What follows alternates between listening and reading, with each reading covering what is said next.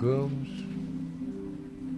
e pedimos que Tu aceites o acordo deste encontro com a Tua palavra contigo e que Tu nos salves de todos os desacordos que possamos ainda carregar no coração. Amém. Para que não falte graça sobre nós, para que não falte perdão sobre nós, para que as nossas orações não sejam interrompidas. Oh, Jesus. Vem, ó Espírito Santo, Amém, Jesus. e faze com que no cicio suave todos aqui cubram o rosto, curvem o espírito e reconheçam que estão na Tua presença. Amém, Deus.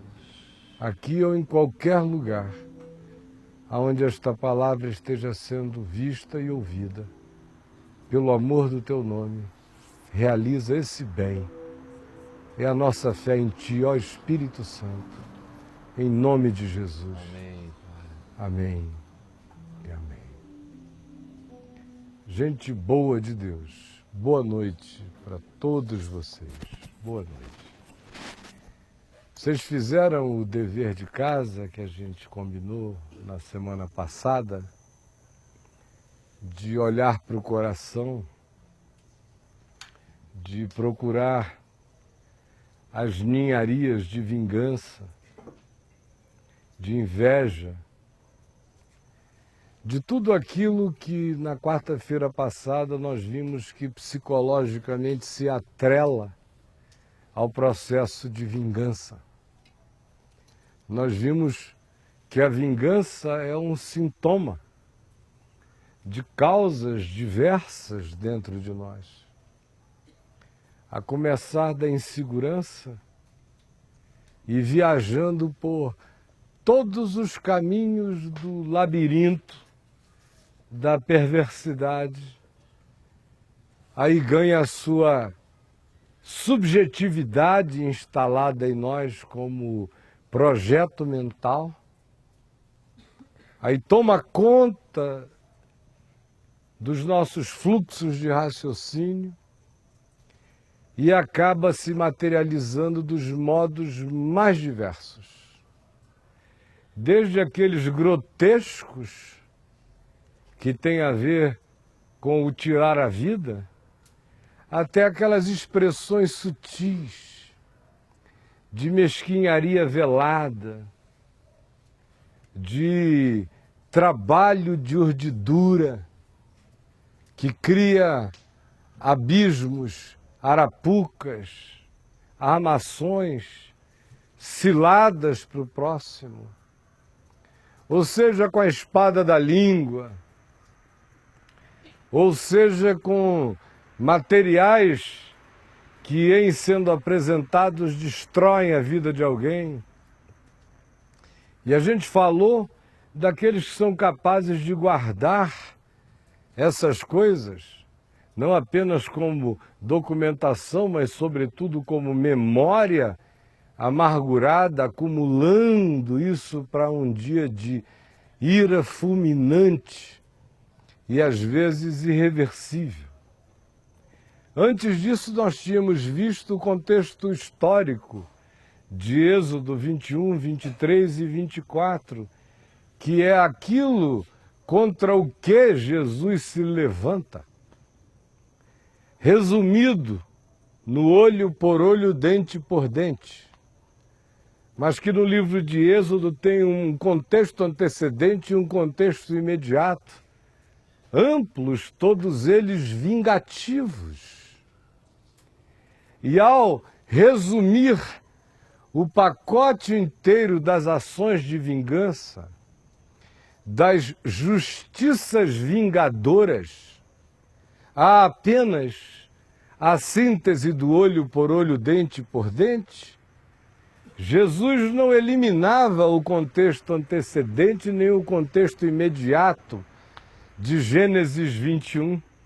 Ao contrário, ele fazia uma pílula, um resumo, uma síntese de todas as justiças vingativas ali manifestas, chamava todas as suas versões e variáveis para esse elemento que dá síntese a todas aquelas demais coisas que, como eu disse na quarta-feira passada, são fruto das justiças vingativas. E vocês lembram bem que na quarta-feira passada eu gastei um bom tempo fazendo distinção entre justiça vingativa e justiça. E nós vimos que boa parte do que o nosso sistema legal chama de justiça é vingança. Nós vimos que boa parte daquilo que a gente usa no sistema legal em nome da justiça nada mais passa do que o troco do ódio com as legitimações constitucionais. Nós vimos que trabalhar com a categoria da justiça humana é trabalhar ainda com a categoria dos escribas e fariseus, que é aquilo do que nós estamos aprendendo o tempo todo, que o reino de Deus não se efetiva por tais justiças. Essa justiça vingativa faz parte da porta estreita, do caminho largo e do fundamento arenoso. Se esboroa com o tempo. Pode destruir a vida daqueles a quem se quer fazer mal, mas o mal maior se faz àquele que a tal justiça recorre, disfarçando o seu ódio de atitude justicista que nada mais é do que a expressão da sua vingança constitucionalizada. Jesus, todavia, diz que no reino de Deus a nossa justiça tem que exceder a dos escribas, a dos fariseus e até a da Constituição do Brasil. Exceder para além. Exceder em todas as perspectivas, porque tem que ser justiça. E a justiça do reino de Deus não é estabelecida pelos instrumentos humanos. Se os homens quiserem estabelecer a sua justiça em qualquer coisa que lhe tenha afetado, é uma questão deles, mas que este não seja o seu recurso. Especialmente se for o recurso motivado pelo espírito de quem dá o troco. De quem diz olho por olho, dente por dente, ainda que o argumento se elabore com sofisticações que na nossa disfarçatez a gente consegue desenvolver com extrema perfeição. O apóstolo Pedro diz que quem quer a justiça de Deus desista das justiças vingativas do homem. Jesus diz que quem recorre à justiça vingativa dos homens recebeu aqui no tempo presente aquilo que procurava e jamais verá de fato a cristalina justiça de Deus se estabelecendo. Porque a justiça do homem não produz a justiça de Deus. E acerca da vingança, o que Deus diz é: retenha o seu pé, retenha a sua mão. Retenha o seu pensamento, retenha a sua urdidura, retenha a sua trama. Porque eu, o Senhor, diz ele, a seu tempo, quando resvalar, chega a hora de resvalar o pé, eu retribuirei. A mim me pertence a vingança, diz o Senhor. E o discípulo de Jesus nem conta com essa possibilidade. Para ser discípulo, ele tem que esquecer que a vingança é de Deus. Ele tem apenas que saber que a justiça vem do Senhor, mas ele não tem que atrelar a nenhum processo vingativo. Do contrário, a justiça que viria do Senhor já não virá. O coração dele a ambicionou como vingança. Até para que essa justiça me alcance, eu tenho que estar livre da expectativa dela. Eu tenho que, de fato, fazer o que o Salmo 37 manda. Entrega o teu caminho ao Senhor, confia nele, e o mais ele fará. Fará sobressair a tua justiça como o sol, e o teu direito como o sol ao meio-dia. Confia no Senhor e faze o bem. Agrada-te do Senhor e alimenta-te da verdade. Eu já vi muitos ricos prepotentes ou homens poderosos e arrogantes e perversos expandir-se quais cedros do Líbano. Passei outra vez e eis que já não achei o seu lugar. No entanto, o coração não fica torcendo para que o cedro caia. Ele apenas confia no Senhor e faz o bem. Agrada-te do Senhor e alimenta-te da verdade. Ele é que fará o teu direito resplandecer como a luz, a tua justiça e o teu direito aparecerem como o sol ao meio-dia. Mas a tua expectativa nunca será de que a justiça de Deus tenha que esmagar ninguém. Não dê ideia para a justiça de Deus, porque a sua melhor justiça ainda é perversa. Não faça sugestões ao juízo de Deus, porque com a sugestão com a qual você sugestionar, você será sugestionado de volta. Não diga bem feito quando a justiça de Deus se estabelecer sobre alguém, porque o profeta Amós nos diz com clareza irretorquível de que aquele que celebra o dia da justiça de Deus caindo sobre o outro que lhe fez mal, esse que diz bem feito lá na calamidade do outro, chama sobre si o feito que ele diz que foi bem. Se foi bem, que caia sobre ti, idiotado. Nós estamos pisando em terra santa, onde a justiça de Deus só se manifesta em corações que já perdoaram o iníquo. A justiça de Deus se manifesta em favor da alma que não agasalhou e não contabilizou os dias da retribuição. Ao contrário, não se ocupou com nenhum dos justicismos perversos praticados contra a pessoa, nem tampouco se deixou possuir ou ficar possessa da iniquidade contra ela praticada. E jamais no coração deixou crescer o espírito da equivalência da morte.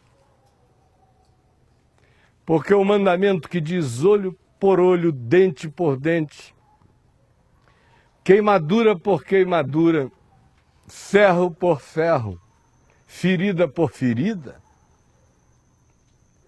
está apenas declarando a equivalência das leis da morte. E quem ambiciona a justiça pela equivalência das leis da morte cai naquilo que a gente mais adiante vai entender e discernir. Não julgueis para que não sejais julgados, porque com a medida com que vocês medirem, vocês serão medidos. Não deem equivalência para o Deus que é luz, muito menos as da morte. Olho por olho, dente por dente é a lógica da morte.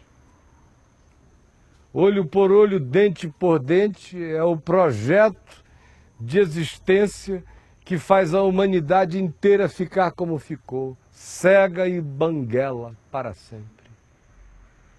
É cada um arrancando o olho do outro, numa sucessão de justiças de equivalência da morte que não cessam. Ao final ficamos todos nesse estado, todos no mínimo caolhos e todos no mínimo quase totalmente banguelas. Todos queimados e tatuados pelas trocas das equivalências da morte. Porque quando o espírito da vingança justicista e da justiça vingativa se instala na gente, o resultado disso é que a nossa vida será regida pelas leis da equivalência da morte. Cada um de nós tem que decidir se é isso que a gente quer para a vida. Porque se não for, escutem agora o que o Evangelho do Senhor Jesus nos diz. Olha o que está dito. Mateus, capítulo 5, do verso 38 em diante. Ouvistes que foi dito? Olho por olho, dente por dente. Eu, porém, adversativamente a essas coisas vos digo: não resistais ao perverso. Isso é uma dedução simples. Quem quer vingança é perverso. Tanto aquele que fez o mal é perverso, como aquele que deseja vingança é perverso. Aqui é um encontro de dois perversos, o perverso que fez e o perverso que quer dar o retorno. Eu, porém, vos digo, não resistais ao perverso.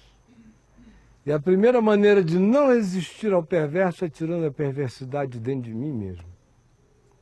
Porque o perverso tem o poder de me perversificar. Se eu tentar resisti-lo, eu me torno como ele. Se eu tentar lutar com as armas dele, eu me clono nele. A lógica do Evangelho é antitética a isto. Jesus diz: eis que eu vos envio como ovelhas para o meio dos lobos. Essa é a lógica do Evangelho. Não é mandar lobos treinados para enfrentarem lobos selvagens. É mandar cordeiros para o meio dos lobos e desmonta a lógica da morte. Por isto, não resistais ao perverso, porque aquele que gosta de resistir ao perverso, o perverso é, o perverso ficará. É impossível lutar com o perverso sem que o perverso nos perversifique. É impossível dedicar-se a essa causa da vingança sem que nós nos tornemos diabos em nós mesmos. Esse é um processo de enmacumbamento do ser.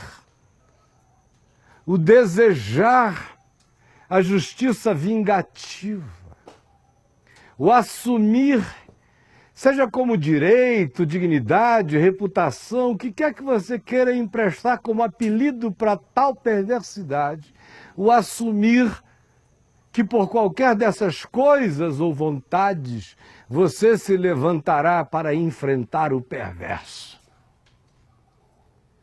Esse ânimo já é perverso em você. O levantar-se para o enfrentamento tornará você perverso. E quanto mais você levar o perverso a sério, mais ele perversificará o seu ser. De modo que a melhor receita para fazer um perverso é odiar um perverso. Odiar perversifica qualquer um. Mas quando o indivíduo odeia o ser humano bom, ele tem a chance de que pela bondade do outro, ele se converta, ou se perturbe, ou enlouqueça para o seu próprio bem. Mas quando o indivíduo resolve que a existência dele será um combate ao perverso, ele não terá a chance nem do conflito salvador. porque o perverso lhe pavimentará o caminho e lhe justificará as ações de perversidade, e por cada retribuição que ele fizer, o perverso lhe dará 10 novas razões para mais perverso ainda ele ficar. Por isso, não resistais ao perverso. Essa é a primeira razão. É para você não virar um diabo. Tem gente que diz, poxa, Jesus está pensando o quê? Que eu tenho sangue de barata? Não, ele está querendo que você tenha sangue de filho de Deus. Ter sangue de barata é ficar doidinho, tontinho, baratinado, doido por causa do perverso e ir lá e até levar um detefon no meio da cara para sempre. Um Baygon nos córneos. É, barato. Barato idiotado, com surto de Golias. Não resistais ao perverso. Tudo que o perverso quer é resistência. Ele está pedindo ao diabo que você resista. É a oração do perverso ao inferno. Que ele se levante contra mim. Aí você chega e diz, eu não tenho sangue de barata, Jesus. Porque aqui tem um sangue de filho do rei. É, só se for do rei, diabo. Que veio para matar, roubar, destruir e encrencar a gente até a M do inferno. É, isso mesmo. Fique com a palavra, escreva as outras letras, termina com A no bueiro. É isso que ele quer. É o desejo do maior perverso, que é o diabo, e de todos os seus discípulos. Aonde quer que você encontre um perverso, saiba, você encontrou um ser humano em processo de endiabramento. Não existe chance de nenhuma humanidade sobreviver à resolução humana de adotar a perversidade como prática de vida. Você vai virar diabo. Não tem alternativa. A primeira razão de Jesus contra o olho por olho, dente por dente, contra a justiça dos escribas e fariseus, contra a justiça vingativa das nossas leis, que não curam, que não retribuem, apenas dão a satisfação perversa ao vitimado de que o vitimador sofreu algo pior, quem sabe.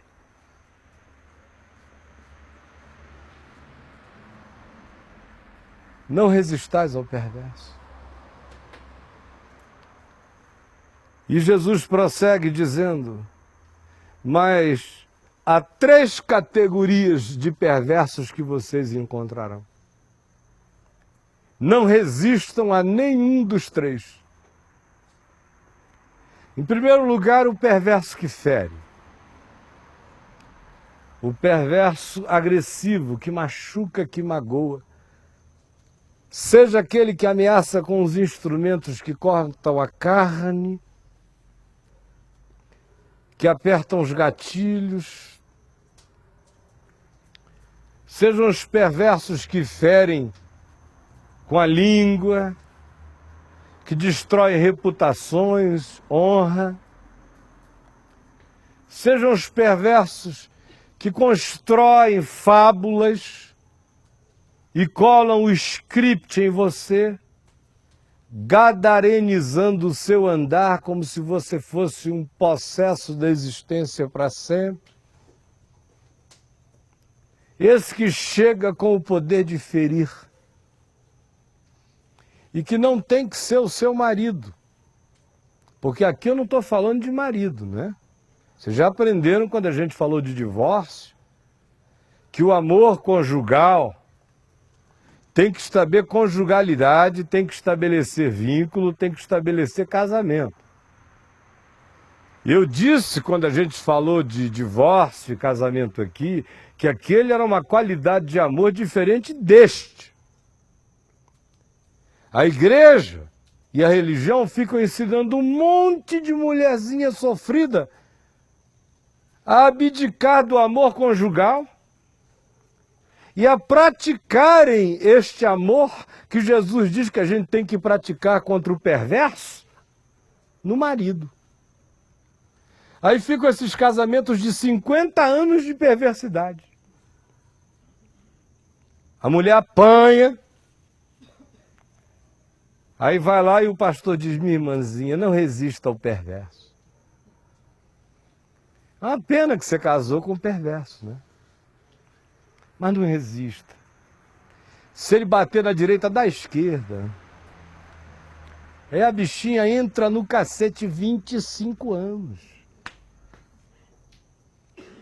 Ele a destrói com a língua, acaba com ela, a autoimagem dela está pedindo ajuda às baratas. Está pedindo socorro psicológico a minhocas. De tão subterrânea que a alma já está. Sepultada por perversidade todo dia no casamento.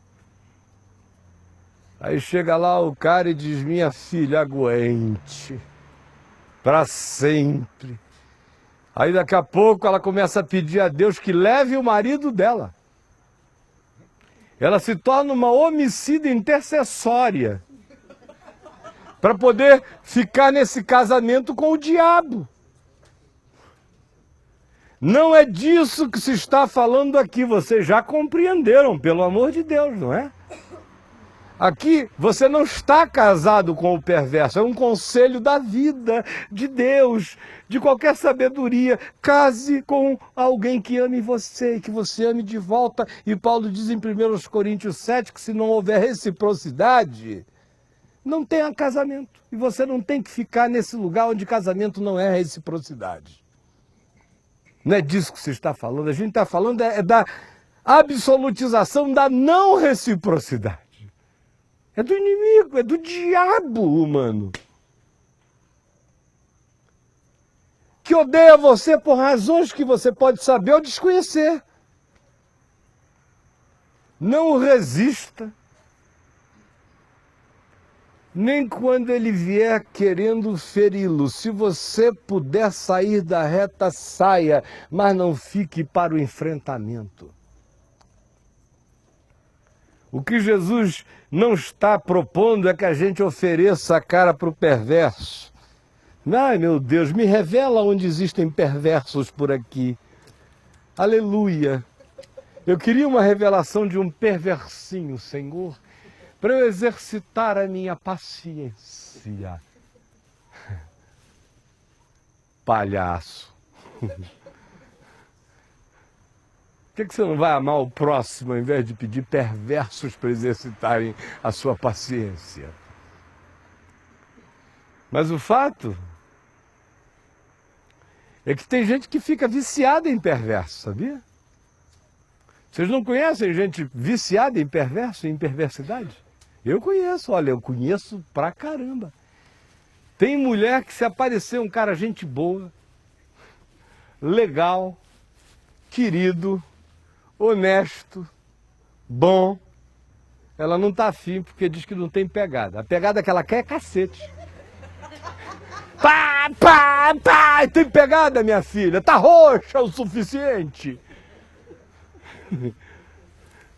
Tá toda feridinha, esfolada. Tá amando igual um pedaço de picanha rasgada no açougue. É assim que você tá? É isso que você gosta? Se vicia pra caramba, tá pensando o quê?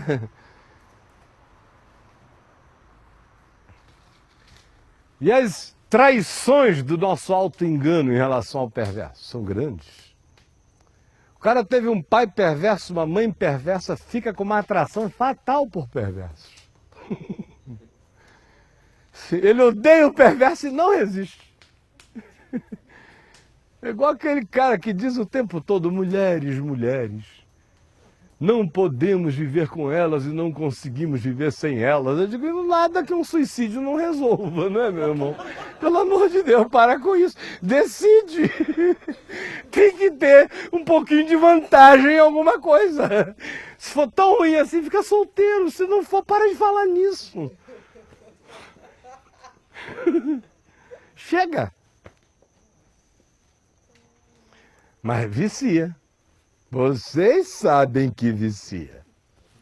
Um perversinho tem sua atração. Tem gente que vai ficar doente por amores perversos. E a psicologia usa exatamente essa expressão para designar não apenas a perversidade que esbofeteia, que faz qualquer outra coisa, mas usa o significado de perversidade como perversão, como aquilo que é o estelionato da versão original, como aquilo que pervadiu e contaminou o que deveria ser o oposto. E é viciante como uma droga isso também. Então Jesus disse, não resistam ao perverso. Primeiro aquele que quer ferir. Mas não ande atrás dele, ele acha você. Fuja dele. Como diz o livro de Provérbios, o prudente vê o mal e se esconde. Não escolhe a esquina, o pau está cantando ali, eu vou passar ali porque eu sou de Jesus. Aleluia! Oh, glória! Adoro uma confusão para mostrar o meu poder. Oh, Jesus, quando diziam que queriam pegá-lo num lugar, ele ia para o outro. Chegava no outro, diziam, estão conspirando contra ti, ele ia para o deserto. Chegava no deserto, diziam, estão aprontando com você, ele ia para as regiões sírio-fenícias. Eu não vejo Jesus se oferecendo antes da hora da cruz para nenhuma cruz sem hora. Nenhuma.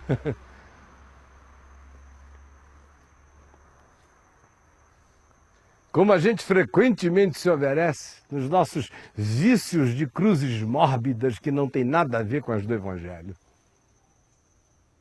E a nossa busca de prazer, hedonismo, masoquismo, misturados num pacote que alguns ainda têm a coragem de camuflar de piedade, de unção e de bondade. Não resista ao perverso, ao que quer lhe ferir. A face direita, dá-lhe também a esquerda. Bater cansa. Bater cansa. Briga de rua. Eu fui aprender que bater cansava brigando na rua. Porque você treinava na academia 1 hora, 1 hora e meia, 2 horas, aquela ralação para lá e para cá, saía para boate. Dançar até 5 da manhã. E 10 da manhã estava correndo, nadando, malhando, não sentia nada. Quando acontecia de haver 2 minutos de briga de rua, pelo amor de Deus, você ficava inviabilizado, mesmo quando batia no outro, 1 semana. Todo ralado, todo doído, todo arrebentado. Jogo é jogo, treino é treino. Não brinca disso não, meu irmão. E bater cansa. O outro podia ser hospitalizado, mas você ia ficar 1 semana inviabilizado por um monte de coisa. Jesus disse, ele vai cansar. Especialmente se o teu inimigo tiver fome e tu lhe deres de beber. Se ele tiver sede, se ele tiver fome, tu lhe deres de comer. Se ele tiver sede, tu lhe deres de beber. Porque assim fazendo, tu amontoarás brasas vivas sobre a consciência dele. Jesus disse que se há algo a fazer contra o perverso, é o bem. Faça o bem contra o perverso. É a única coisa que os cordeiros podem fazer no meio dos lobos, é o bem. Senão, viram deles. E eu lhe digo, é melhor ser comido vivo pelos lobos do que não ser devorado pelos lobos porque você virou um lobo mais forte do que os outros.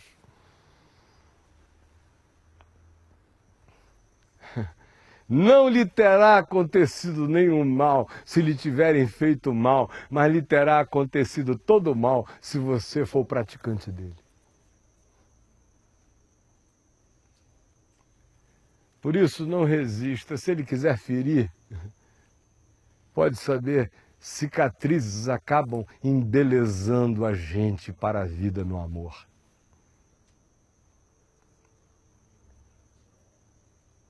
Segundo tipo de perverso que Jesus disse que a gente enfrenta, não é só o que fere, é o que demanda. Tem um perverso que fere, né? Mas tem aquele outro que usa o recurso da demanda. É aquele perverso chato, é o perverso que demanda. É o cara que é capaz de ficar escondido atrás de uma dessas cercas aqui para ver o que eu estou falando. Para ligar para o centro de atividade. Para entrar com um processo. Se ele não vai me ferir, ele não tem nem essa cara. Não tem nem esse tamanho, não tem nem essa coragem. Me vê, sai correndo. Mas faz demanda. É o perverso oculto. Oh, como tá cheio, no serviço público. Meu Deus, funcionário é um perversinho também, que eu vou te dizer. Olha, meu trauma de funcionário, vocês não queiram saber. Eu entro num concurso de patrão legal na terra, se vocês quiserem. E também entro num concurso para ver quem teve experiência de ser legal até a morte com funcionário e de receber só a escrotice da alma deles. Essa é a palavra, não pensem que eu tenho outra melhor. A única para descrever é essa. Você pegar pessoas com 14 anos, pagar estudo, pagar tudo, botar na faculdade, levar para pós-graduação, para fora do país, para não sei o quê. Quem trabalhou lá comigo, eu não estou dando testemunho falso, meu amigo Edivaldo está ali para assinar embaixo de tudo, e milhares, mais de 5.000 pessoas às quais eu dei emprego na vida e assinei carteira. Todo mundo feliz, isso aqui é o céu. Tratados com todo amor, carinho e respeito. Todo mundo dizendo, ai meu Deus, eu pagaria para trabalhar aqui. E ganhavam bem. Porque eu me negava a fazer com que uma ONG pagasse miséria para as pessoas. Quando as coisas começaram a melhorar, todo mundo recebeu durante mais de 15 anos salários que até hoje eles não encontram no mercado, para trabalharem com alegria, fazendo bem ao próximo e sem preocupação em casa. Aí bastou eu começar a me apertar e sair vendendo carros e casa. Eu fiquei sem coisa alguma para ver se o salário deles não atrasava e eu dizendo, olha, tá difícil, tá difícil, tá difícil. Eu tive misericórdia dos incrédulos que trabalhavam comigo. Mas os crentes, mais de 300 e tantos processos trabalhistas, 90 e tantos % dos crentes, e a maioria deles, aqueles que você tinha pegado pela mão, criancinho. Gente que tinha ficado 20 anos com você.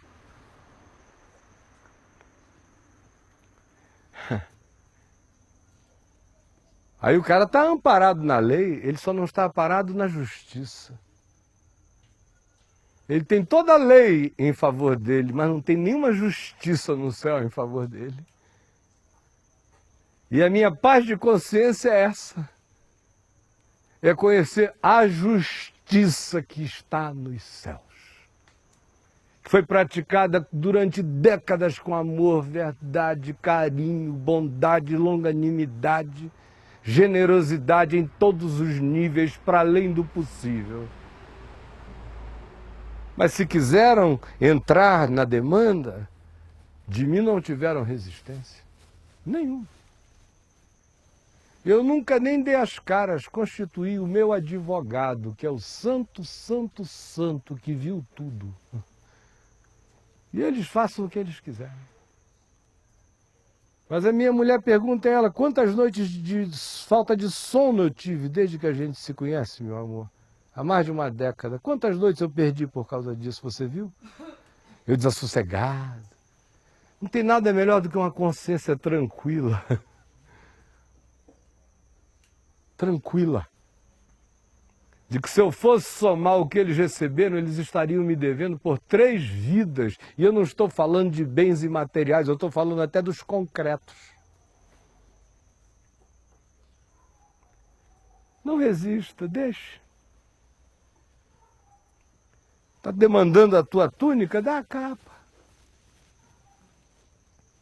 Dá. Não tem essa história de eu dou um boi para não entrar e uma boiada para não sair. Eu dou a boiada para não entrar e depois dou o que tiver para não entrar também. Isso mata, gente. Se envolva com a demanda. Demanda é um remédio, é uma receita maravilhosa para câncer, para depressão. Ocupe-se com a demanda, ela vai ver como ela é a mestra da psicomatização. Às vezes ela é até pior do que o ferir, que é um golpe mais dolorido, porém de uma honestidade franca. Mas aquela demandinha de todo dia. Você acorda e come o pão da mesquinharia. Esse negócio vai se embrenhando, vai se intestinando na gente, vai entrando na mente, nos órgãos, vai se derramando, vai produzindo as químicas da morte, vai ocupando a sua mente e a sua alma com as questões da perversidade do outro. É a demanda. O último tipo de perverso que Jesus descreve aqui é o que obriga. Tem o que fere, tem o que demanda. O que demanda usa meios, recursos, terceiros, papéis, documentações, justificativas. Ele não para. Ele é a demanda. Ele é o sanguessuga, ele quer mais. Ele é o cara do inventário. Ele é o brigador pela herança. Vocês conhecem o da demanda. Mas tem o que obriga. É o que tem um poder assim na mão. E que te obriga. Não, você vai andar comigo 1 milha. Não adianta perguntar para quê. Se ele for educado, ele vai dizer porque sim. Se ele for menos, ele vai dizer porque eu quero. Se ele for um estúpido, ele vai dizer, seu otário, o que você ainda está fazendo aí, seu idiota? Anda na minha frente, vê se não erra o caminho, que eu estou de olho no teu calcanhar. É o que obriga. Geralmente esse é um poder que está muito na mão do patrão. Obriga. Está muito na mão de quem tem poderes. Os mais diversos, do poder político ao poder econômico, ao poder funcional, ao poder hierárquico, ou ao poder da força ou da ameaça, do constrangimento, do sequestro moral. Obriga. E Jesus disse, se ele te obrigar a ir com ele 1 milha, dá um cansaço nele, vai com ele 2.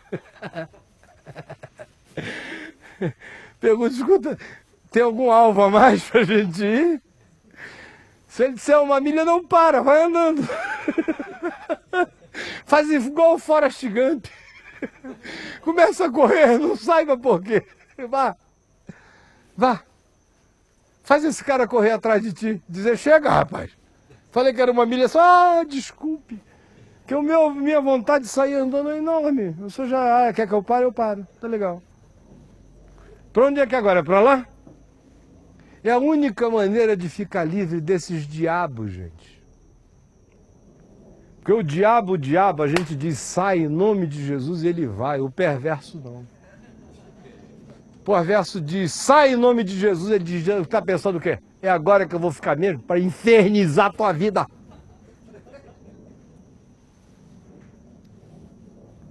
Quem dera o perverso fosse o diabo. O perverso é pior que o diabo. Porque o diabo sai. O diabo é um pouquinho melhor porque ele reconhece a autoridade sobre ele. O perverso é doido. O perverso frequentemente só é curado quando Provérbios 29 se cumpre sobre ele. Porque o homem que muitas vezes repreendido endurece a cerviz, será quebrantado de repente sem que haja cura. Antes disso ele não entende nada. E ele obriga. E Jesus disse, se ele te obrigar, uma, vai duas. Porque a única maneira de você exorcizar o perverso da sua vida é não resistindo a ele. Olha a lógica diferente entre Tiago dizendo como é que a gente lida com o diabo e Jesus dizendo como é que a gente lida com o diabo humano. Tiago diz em relação ao diabo, resisti ao diabo e ele fugirá de vós. Isso é o diabo, diabo. Agora o diabo humano, não resistais ao perverso. Porque o diabo sai, o perverso só sai se você não resistir. Do contrário, você se torna uma causa para ele. Você se torna um tema. Você se torna o castelo do Drácula para o Drácula.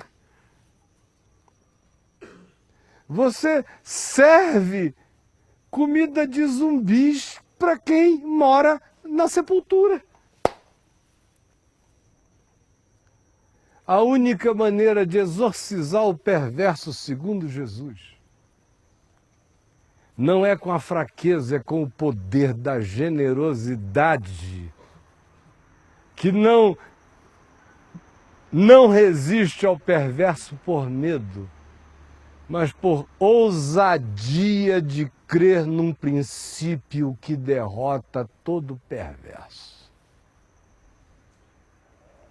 Sabe qual é?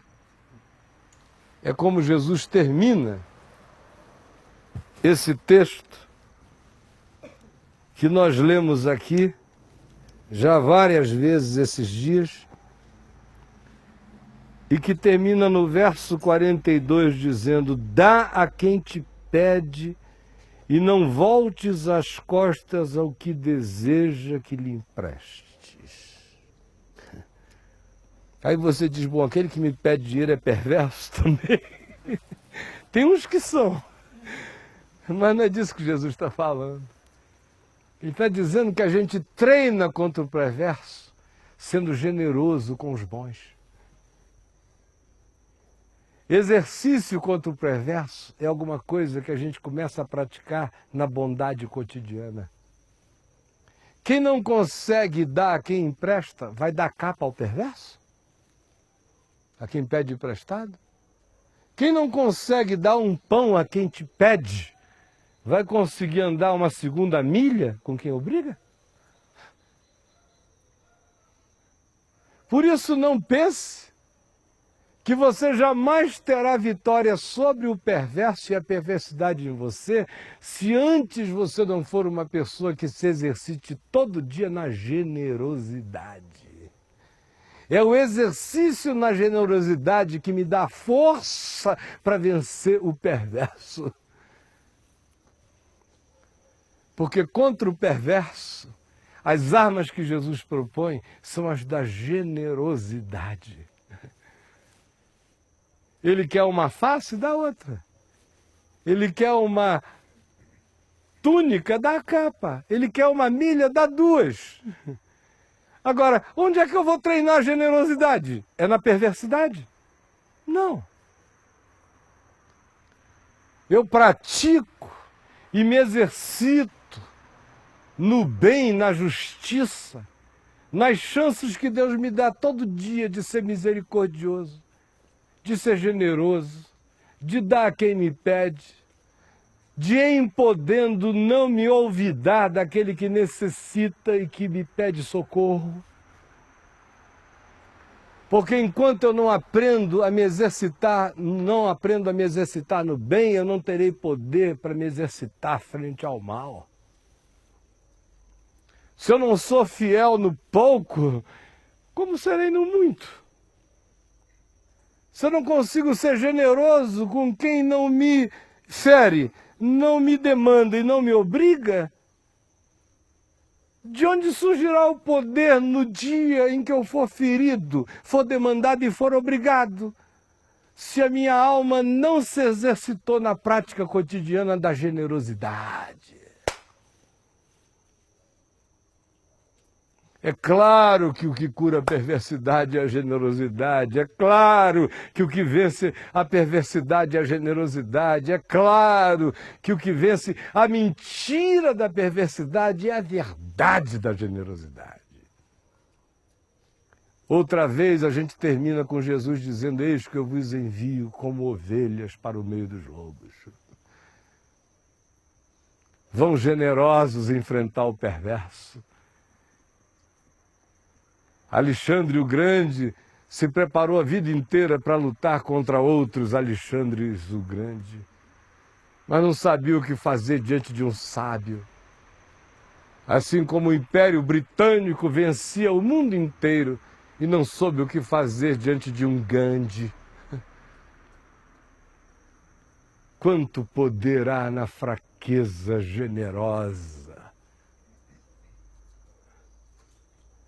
na ousadia que fez Gandhi dizer, quando alguém lhe propunha que eles se levantassem para enfrentar violentamente o Império Inglês, ele levantou-se e disse: com certeza, esta é uma causa pela qual eu estou disposto a morrer. Todavia, não existe uma única causa no mundo pela qual eu esteja disposto a matar. Esse é o espírito do Evangelho. Foi esse enfrentamento pela primeira vez praticado de maneira coletiva na história humana, não por cristãos oficiais, mas por alguém que dizia: no vosso Cristo eu creio, não creio no vosso cristianismo. Mahatma Gandhi, que mobilizou um país inteiro em torno do Sermão do Monte e desbancou a coroa do Império Inglês,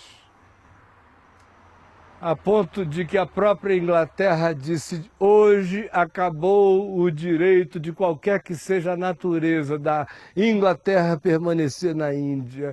Nós não temos autoridade moral para sermos os colonizadores de um povo cujo espírito de civilização é infinitamente maior do que o nosso, porque acolhe a nossa brutalidade e vai entregando a cara à nossa brutalidade. Hordas e hordas de ovelhinhas recebendo a brutalidade, os nossos soldados cansados de bater. É hora de bater em retirada, não há autoridade moral para ficar aqui.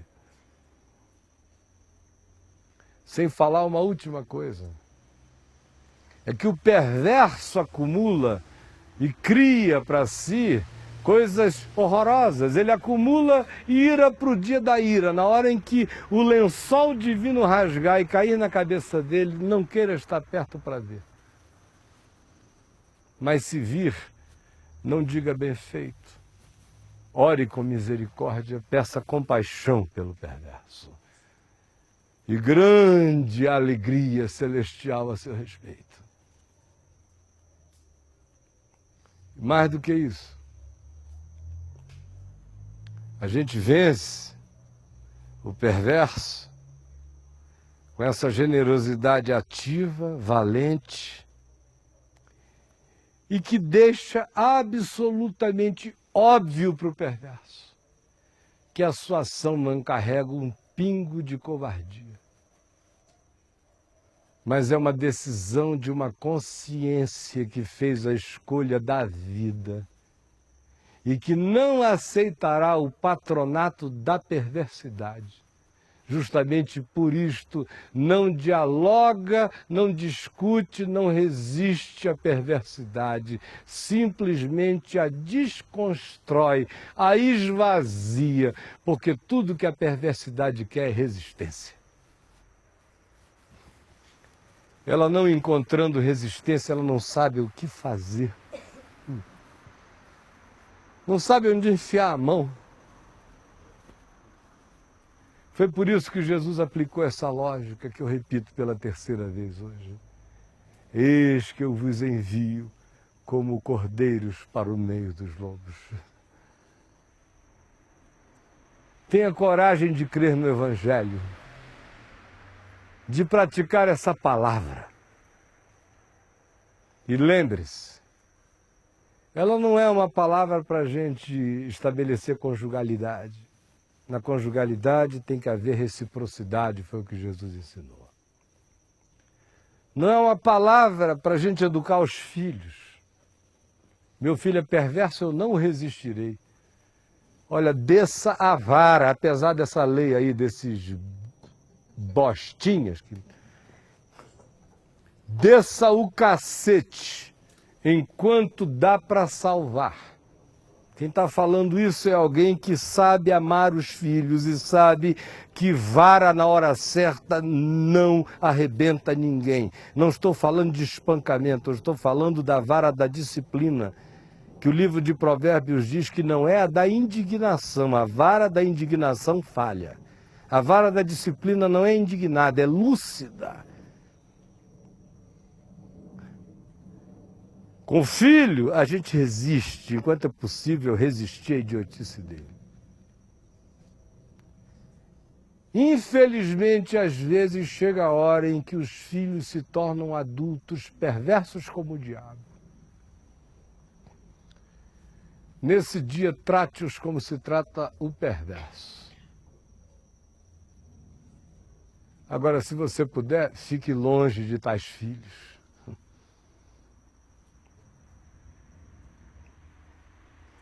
Mas o perverso, é assim que a gente trata. Ao perverso diabo a gente resiste, ele foge. Ao perverso humano a gente não resiste, ele não suporta. No fim, bem-aventurados os mansos, porque eles herdarão a terra. Vamos ficar em pé e vamos orar ao Senhor. E com isso eu termino aqui o ciclo do perverso, tá? Quarta-feira que vem a gente vai seguir, porque tudo isso que eu estou falando aqui é sobre amor. Na próxima quarta-feira vai ser do verso 43 em diante. Amarás o teu próximo e odiarás o teu inimigo. Vai ser esse aí. Vamos começar por aí. Agora, tudo que eu estou falando aqui é de amor o tempo todo. Né? É como amar a mulher e ser fiel a ela e o marido. A ênfase nossa no divórcio não foi no divórcio. Vocês não perceberam que a ênfase foi na fidelidade? Quando a gente falou de sim, sim, não, não, de não jurar, eu estava falando de amor. Amor a Deus. Ao Deus da verdade, da realidade. Quem ama a Deus, ou é sim ou é não. Se for sim, é sim. Se for não, é não. Quem ama ao próximo, se for sim, é sim. Se for não, é não. Até agora eu só estou falando de amor. Agora é amor pelo perverso. Não resista. Seja generoso. E na próxima quarta-feira a gente vai falar sobre essa ambivalência humana. A nossa paganidade essencial, esse nosso disfarce de bondade. Amem os amigos e odeiem os inimigos. É esse nosso espírito de torcida. Esse espírito corintiano, flamenguista, botafoguense, evangélico. Esse espírito do pastor da Flórida que vai queimar o Alcorão. O inimigo. Olha só como esse pastor é crente. Como ele conhece Jesus. Como o evangelho está dentro dele até o talo. Vejam só. É assim que a gente vai vendo como em nome de Jesus o diabo faz swing todo dia. Em nome de Jesus o diabo faz o inferno acontecer. Basta ver um pastor, um padre, um ministro islâmico, um crente bem doido, sem nenhum evangelho no coração. Aí o diabo diz, aleluia, encontrei o meu fanático de plantão. Em nome de Jesus matará e não se arrependerá. E ainda dirá, ó Deus, bota no meu galardão o bem de ter matado esse safado islâmico. É isso que está acontecendo. Vocês estão pensando o quê? É pior diante dos céus do que o que eu estou falando. É macumba de crente feita num centro da Flórida. Ali. E o pior não é isso. Isso se alastra com uma rapidez a essa altura, o que tem de americano doido, dizendo aleluia, vamos pegar fogo. Dia 11 de setembro, incêndio de Alcorão. Já pensou? Incêndio de Alcorão. Vai ser um monte de Alcorão pegando fogo.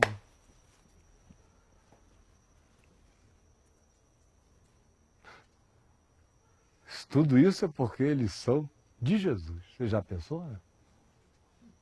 Como ser de Jesus pode ser uma coisa igualzinha a ser do diabo? Por isso, cuidado com o perverso, porque ele tem o poder de perversificar você. Eles jogam dois aviões em duas torres. Aí você faz uma guerra no Afeganistão, invade o Iraque e queima o Alcorão no dia 11 de setembro.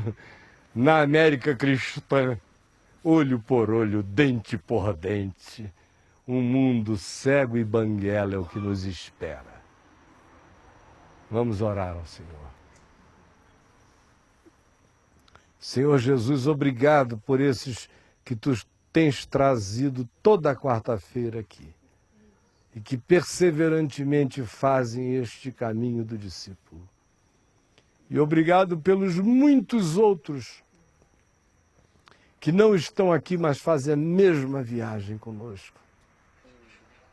Eu quero pedir que a tua palavra tenha sido clara como a luz, simples como a semente que abre e franca como o nascer do sol. Por favor, realize esse bem no meu coração, no coração dos meus irmãos, porque são muitas as tentações que os perversos trazem e são muitas as nossas reações a nos perversificarmos, buscando uma justiça que agrada ao inferno, porque produz vingança e não realiza o bem do reino de Deus. Por favor, salva-nos das justiças vingativas e instala em nós a lei da generosidade corajosa, ousada, que se treine e se exercita no bem, para poder responder com toda a boa obra no dia mau, imitando o nosso Senhor, que quando rejeitado não retribuía com rejeição, que quando desprezado não retribuía com desprezo, que quando humilhado não humilhava de volta. E eu estou tão longe de aprender este caminho. Me ensina hoje, amanhã e todo dia. Não me leva antes que eu tenha praticado muitos anos, em todos os níveis da minha vida, a consciência do Evangelho que está em mim e que eu quero que se expanda em todas as direções, para que eu mesmo não me traia em relação àquilo no que eu creio. Em nome de Jesus, te peço por mim e pelos meus irmãos. Amém e amém.